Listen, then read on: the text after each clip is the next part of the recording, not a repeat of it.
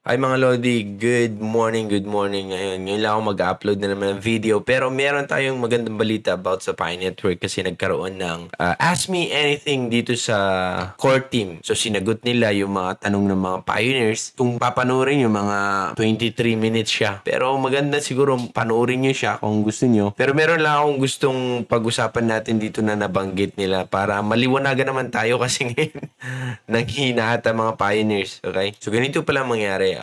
Nakafocus silang i-transfer ang mga tao, mga pioneers dito sa mainnet para tatakbo na talaga kasi yung mga ibang tao naiintindihan naman nila na gusto na talaga ng mainnet, gusto na magamit yung Pi. Kaya wino-workout nila, kaya nagkakaroon sila ng mga ganitong session, AMA session, di ba, sa mga pioneers. So nahin natin itong KYC. So, ito yung question ng isang pioneer. When will the KYC validators be selected? Is there a date when this will start? What will be the requirements for validators?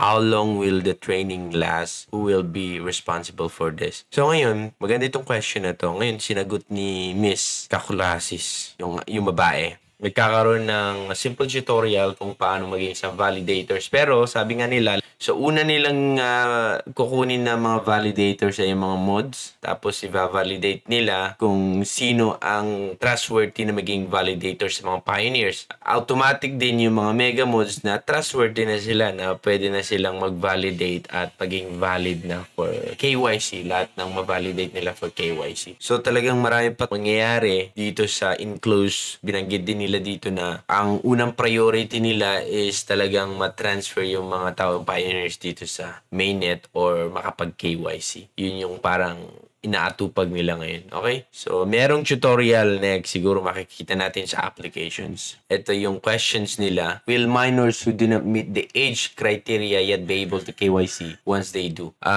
Tinukoy din nila. Yung question kasi dito, pwede bang makapag-KYC na yung bata once na-reach niya yung age niya na meron na siguro siyang ID? Pwede, ganun. Pero, sabi naman ng core team na habang ongoing yung master KYC, ngayon gagawa naman sila ng paraan para sa mga minors. Gagawa sila, mag-design sila ng process kung paano ba ma-KYC yung mga minors. May parents na andun para i-guide yung anak siguro na mag-KYC. Ngayon, magde-design naman sila ng process for minors. Kasama yung parents sila para makapag-KYC din yung mga bata. Parang ganun lang. So, hindi sayang. Iniisip ng mga core team na meron ding mga bata na kung saan sumali dito sa Pi Network. Mga pioneers ng mga bata. Ayun. Gusto kong panoorin yung lahat kasi may mga questions na importante kaso lang mahaba yung mga explanations nila. Kung gusto nyong i-check. Pero yun lang. Kasi minsan, yun yung karamihan na nare-receive nating tanong. Wala kasi akong ID mo kasi bata ako.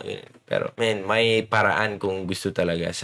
Ginagawa din ng core team kung ano dapat yung mas nakakabuti sa atin. So, may mga questions pa dito about sa marketplace. Kung kailan magiging available na magamit na yung makabili na sila dito sa marketplace ng Pi browser. Dito sa mga applications na makabili na sila using their Pi. So, sinagot nila dito. Ginagawa din nila yan ng paraan para mai-transfer na talaga yung mga application along with the pioneers sa atin. Makapag-KYC tayo. Parang ganun. Okay, so mahaba-haba pa to guys. Sana wag kayong, meron pa kayong time na magmuni-muni ganun. Okay, continue lang yan. Wala namang problema yan, di ba? So, makita natin yung core team. Nagkakaroon nga sila ng AMA para lang linawin sa atin.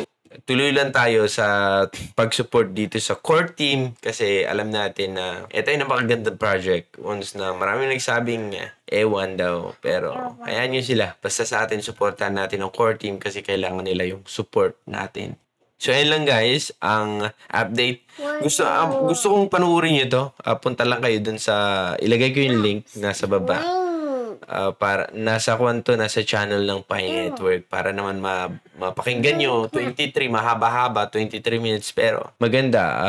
Dito nyo malalaman, baka may questions kayo na hindi nasagot, pwede nilang, eto na, malalaman nyo na yung sagot. So, till next time guys. Sa ulitin guys, maraming salamat sa iyong panunood and see you on my next video. Bye.